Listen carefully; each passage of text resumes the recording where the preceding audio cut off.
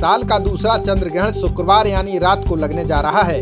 ये चंद्र ग्रहण इसलिए महत्वपूर्ण है क्योंकि ये ज्येष्ठ पूर्णिमा के दिन लग रहा है। ज्योतिषियों के मुताबिक शुक्रवार को लगने वाला चंद्र ग्रहण रात को 11:16 से शुरू होकर रात 2:32 तक रहेगा। इस दौरान रात 12:54 पर पूर्ण चंद्र ग्रहण भी होगा। शुक्रवार रात को लगने वाले इस चंद्र ग्रहण की कुल अवधि 3 घंटे 15 मिनट की होगी।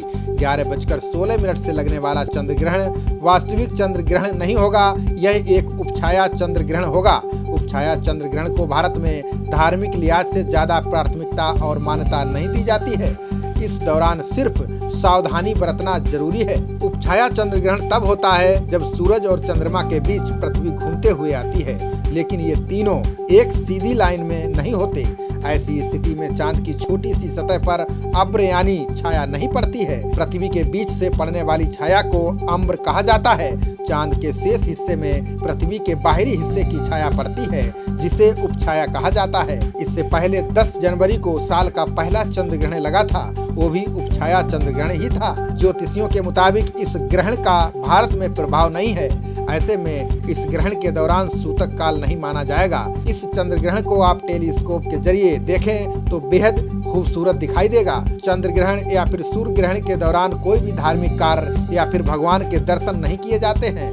ऐसे में लोगों को सलाह दी गई है कि घर में पूजा पाठ और भजन कीर्तन करें। बता दें कि 2020 में एक नहीं 5 ग्रहण लग रहे हैं। इनमें से 3 ग्रहण एक ही महीने में पड़ रहे हैं, इसलिए ज्योतिषियों के लिए ये थोड़ा चिंता का विषय बना हुआ है। इसमें भी 21 जून को लगने वाला सूर्य ग्रहण बड़ा सूर्य ग्रहण होगा। वैज्ञानिक दृष्टिकोण से देखें तो चंद्र ग्रहण उस खगोलीय स्थिति को कहते हैं जब चंद्रमा पृथ्वी के ठीक पीछे उसकी प्रछाया में आ जाता है।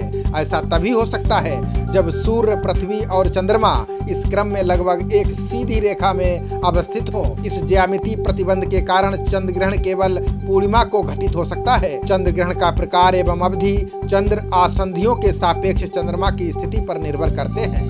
चांद के इस रूप को ब्लड मून भी कहा जाता है। चंद्र ग्रहण शुरू होने के बाद ये पहले काले और फिर धीरे धीरे सुर्ख लाल में तब्दील होता है। चंद्र ग्रहण को पृथ्वी के रात्रि पक्ष के किसी भी भाग से देखा जा सकता है। वहीं चंद्रमा की छाया की लघुता के कारण सूर्य ग्रहण भी किसी भी स्थान से केवल कुछ मिनटों तक ही दिखता है। वहीं चंद्र ग्रहण की अवधि कुछ घंटों की होती है।